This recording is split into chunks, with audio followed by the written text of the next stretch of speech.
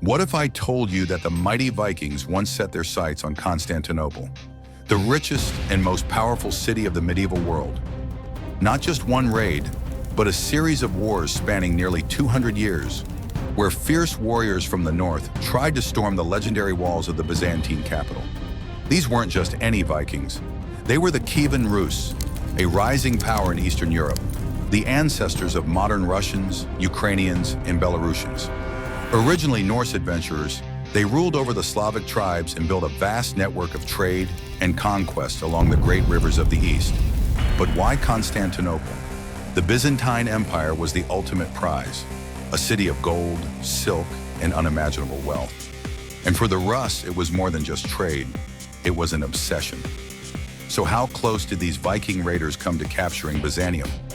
Let's find out. Before they clashed with the Byzantines, the Rus were a rising force in Eastern Europe. But who exactly were they? The Rus were originally Norsemen, Vikings from Scandinavia, who sailed down the great rivers of Russia, like the Dnieper and Volga, in the 9th century. These warriors and traders established settlements, ruling over Slavic tribes and forming what would become Kievan Rus, a powerful medieval state centered around Kiev and Novgorod.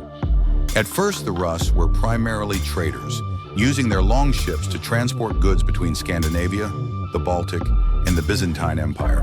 But their ambitions soon grew. They saw Constantinople, the heart of the Byzantine Empire, as both a trade partner and a target. Its wealth was legendary, its walls seemed impenetrable, and its markets were filled with gold, silk, and spices. But for the Rus, peaceful trade wasn't enough. Soon they would launch their first attack.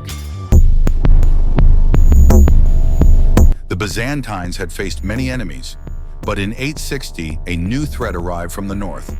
Without warning, a fleet of Rus's longships sailed into the Bosphorus Strait, striking fear into the heart of Constantinople.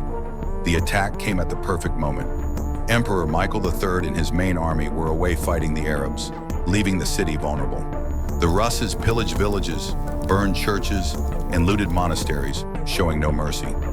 Byzantine sources describe them as godless barbarians who slaughtered without restraint. However, despite their brutality, the Ruses lacked siege weapons. They could raid the outskirts, but they couldn't breach the legendary Theodosian walls of Constantinople. According to legend, the city was saved by divine intervention. The Byzantines paraded a relic of the Virgin Mary along the walls, and soon after, a massive storm scattered the Rus fleet, forcing them to retreat. The first battle was over, but it wouldn't be the last. The Rus may have failed in 860, but they weren't finished. In 907, Prince Oleg of Novgorod led a massive fleet of 2,000 ships, packed with warriors determined to take Constantinople. This time, they came prepared. The Byzantines panicked and closed off the Golden Horn harbor with a massive chain, hoping to block the Rus fleet. But Oleg's warriors did something unbelievable. According to legend, they dragged their ships over land, bypassing the chain and launching a surprise attack. The Byzantines, knowing they were outmatched, chose diplomacy over war. In 911, they signed a treaty that gave the Rus favorable trade rights, allowing them to enter Constantinople's markets and even serve as mercenaries in the Byzantine army. For a while, peace held, but as always in history, treaties never last forever. Soon the Rus would return, deadlier than ever. By the late 10th century, Kievan Rus had become a major power under Prince Sviatoslav, a ruthless and ambitious warrior. Unlike past Rus's rulers, he didn't just want to raid Byzantium, he wanted to conquer its lands. Instead of attacking Constantinople directly, Sviatoslav invaded Bulgaria in 968, defeating the Bulgarians and seizing key Byzantine territories. This provoked Emperor John Pruditsimiskis, who launched a devastating counterattack in 971. Using superior tactics, Greek fire, and ambush warfare, the Byzantines crushed the Rus' army. Forced into retreat, Sviatoslav was later ambushed and killed by the Pechenegs, who reportedly turned his skull into a drinking cup. With his death, Byzantium secured its dominance. But the story wasn't over. The Rus, once fierce enemies, would soon become Byzantium's greatest allies. Rus had failed to conquer Byzantium, but instead of remaining enemies, they found a new path, one that led inside Constantinople itself. In 988, Prince Vladimir the Great of Kievan Rus sought an alliance with Byzantine Emperor Basil II.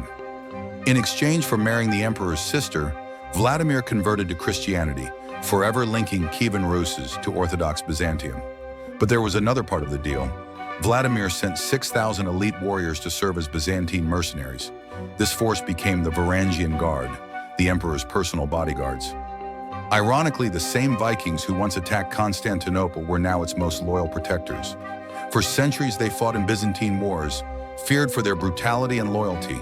But before the story ended, the Rus would make one last attempt to take the city.